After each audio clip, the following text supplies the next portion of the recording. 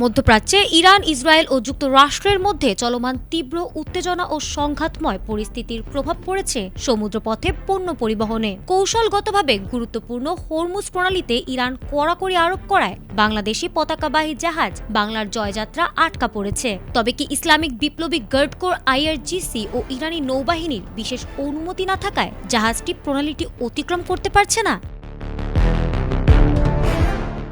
Bangladesh shipping কর্পোরেশনের এই জাহাজটি বর্তমানে প্রায় ৩৭,০০০ টন সার নিয়ে সংযুক্ত আরব আমিরাতের কাছাকাছি অবস্থানে রয়েছে।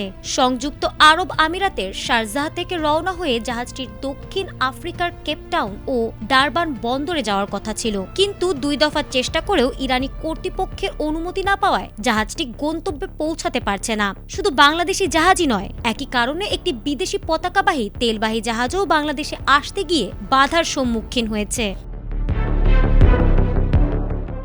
এই সংকট নিরসনে বাংলাদেশ সরকার এখন উচ্চ পর্যায়ের কূটনৈতিক তৎপরতা চালাচ্ছে। পররাষ্ট্র মন্ত্রণালয় থেকে সরাসরি তেহরানের সঙ্গে যোগাযোগ করা হচ্ছে।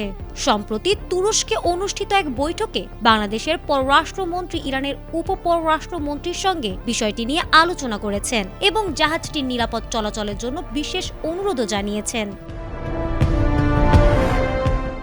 কূটনৈতিক সূত্রগুলোর মতে, মধ্যপ্রাচ্যের সাম্প্রতিক সংঘাত নিয়ে বাংলাদেশের কিছু অবস্থান নিয়ে ইরানের মধ্যে কিছুটা অসন্তোষ থাকতে পারে। তবে সাবেক কূটনীতিকরা মনে করছেন এটি মূলত আন্তর্জাতিক আইন ও আঞ্চলিক নিরাপত্তার একটি জটিল প্রক্রিয়া। সংশ্লিষ্টরা আশঙ্কা করছেন দ্রুত অনুমতি না মিললে জাহাজটি দীর্ঘকাল আটকে থাকায় বড় অঙ্কের আর্থিক জরিমানা সহ জ্বালানি ও পণ্য সরবরাহে বিঘ্ন ঘটবে। ফলে দেশের আমদানি রপ্তানি খাতে ব্যাপক ক্ষয়ক্ষতির মুখে পড়ার সম্ভাবনাও রয়েছে। তবে বাংলাদেশ সরকার আশা করছে আলোচনার মাধ্যমে এই ভুল বোঝাবুঝির অবসান ঘটবে এবং দ্রুতই অনুমতি পাওয়ার মাধ্যমে বাংলার জয়যাত্রা পুনরায় তার যাত্রা শুরু করতে পারবে।